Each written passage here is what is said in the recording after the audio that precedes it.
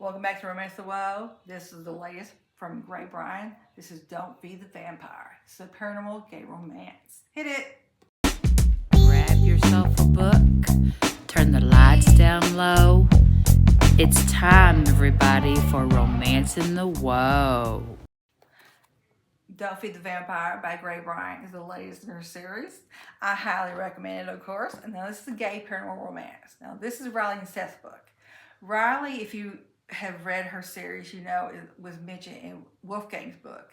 Riley at that time was turned as a child. Now, this is a definite no-no. They do not turn children into vampires. But this person did, as kind of like I'm doing it for somebody else. I don't really care.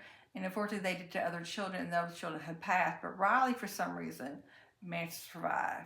Now, luckily, he was found by Wolfgang and Eric, and both of them kind of rescue him, and he's adopted by Daphne and Sylvia, who were like a lesbian couple. And Sylvia and Daphne always wanted to have a child, so they made Riley like their child. Now he's turned when he's about 9 years old, so he's a young boy, and he never wanted to, drink from humans, so he drank from animals. So what the ladies end up doing is they end up moving to Maine. They want to be in a very wooded area with lots of elk, and then he can feed off of them.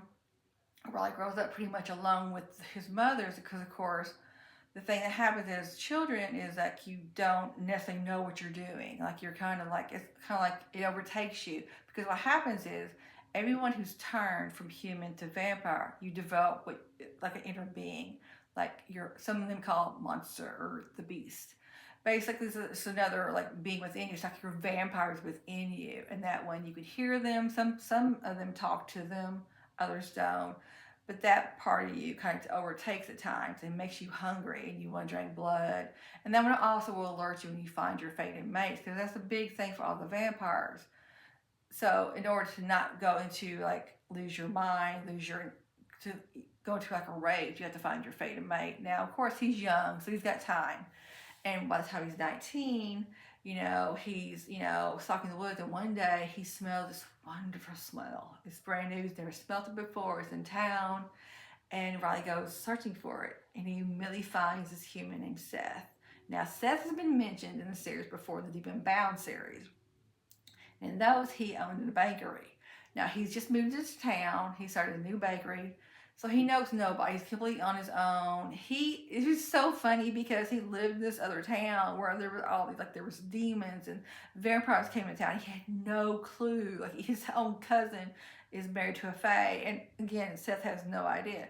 He's not stupid. It's just I think it's a situation where, as humans, we don't think there's even a possibility of anyone being like that, even being what? There's paranormal beings out there? It's not possible. So can you imagine? You would bet, no, they're just a little different. And that's how Seth is. And Seth is a very easygoing person. But he's someone who needs other people in his life. He's proud of who he is. He's around 27, 20, I believe in the story.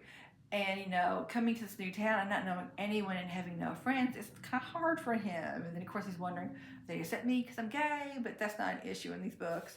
So Riley immediately kind of comes to him and actually kind of jumps on him. He doesn't bite him, but he's just kind of different. And Seth's just like, oh, he's just lonely, and because Seth's easygoing, and Seth is attracted to Riley from his jump. But the problem is that he looks at Riley and thinks he's 19. Okay, it's a little too young, So he kind of hose off. And I love the development of their relationship because Seth, owns the bakery. People are starting to, come into the bakery, and Riley's starting to come into, he'll, get something and just kind of sit there and watch Seth all day because Riley is just entranced with Seth. And he just thinks Seth is the most beautiful human being in the world. There's nothing he would do to be around Seth all the time. And that's how Riley's almost like obsessed with Seth. And Seth is attracted to Riley, but again, he's thinking, he's too young. I don't know, is this appropriate? He's innocent. But it's not like that. So please don't take that the wrong way, because Riley's not innocent. He was hurt as a child. He's experienced a lot in this world. And he's kind of mature. And of course, he has his two moms. And his two moms immediately realize that something's going on with Riley and that Riley has found his fated mates. Now, his moms are funny because they will do anything for Riley. I mean, that's their child. I mean, not biological, but adopted to them. Again, I'm sure adopted parents out there, you know, you adopt a child, that's your child. You have to give birth to the child, you know that's your child. And that's how they feel about Riley. They're very protective of him. And so as Riley and Seth start having a friendship, that's what begins. What you find out later is that there's this institute that has just come into town, and they're wanting to buy up the property that the moms own, Riley's moms. And they're like, no, this is our territory. You don't come on our territory, stay away. And like, oh, come on, we'll pay. And like, no, because of course vampires are very wealthy if they want to be, and the moms are very wealthy, and they have a very nice life. Now, what you find out about the institute is that the institute, they are aware that there are paranormal beings out there. Now they don't know particulars. They don't know exactly everything about them. They don't know their backstories. They don't care. The thing is that these institutes are being funded by these billionaires. Now you ask yourself, now why would a billionaire want to know about paranormal beings? Well, if you're a paranormal being, you probably have eternal life. And these people who are so greedy and malicious think, oh, you know what? We're going to kidnap one of these, you know, paranormal beings, and we're going to find the secret to eternal life, and we're going to live forever, and we'll just have all this money, and we'll just live a life, you know, be gods, basically. We'll rule the world. And that's how they view it. Now, this is a small part of the book, so don't think this is the whole book. The small part of the book, and I feel like it's going to probably go into the next book. But because of this, they know about Seth and Riley a little bit. Again, they don't know everything that's going on. They're kind of suspicious. They know some things are out there because there's rumors and things. So at one point, Seth's kidnapped. Now this brings in everybody, because you got Seth's cousin Benny, who has his Fae husband. I love that book. I'm going to have to review that for you soon.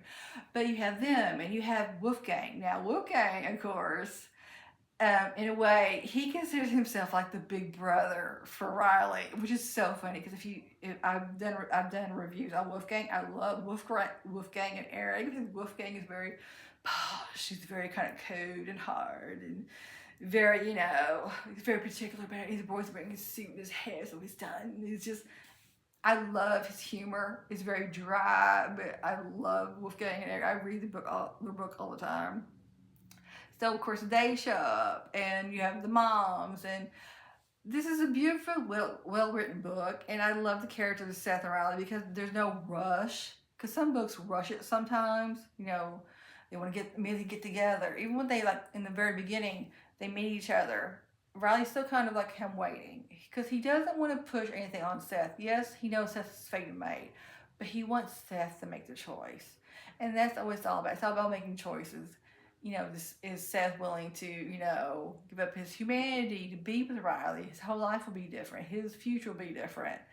And I just love the development of their relationship and the way they are with each other, because they are very sweet. Again, Riley is obsessed with Seth, and sometimes people say this one's more in love with the other one. I kind of think in a way Riley really kind of shows that. I mean, don't get me wrong, Seth loves Riley with all of his heart writing this book, but Riley really is the one who sells the book, because Riley is just so, like, drawn to him. You know, you have to understand, he's been alone. Yes, he's had his moms, and he's had Wolfgang, which are not close at all.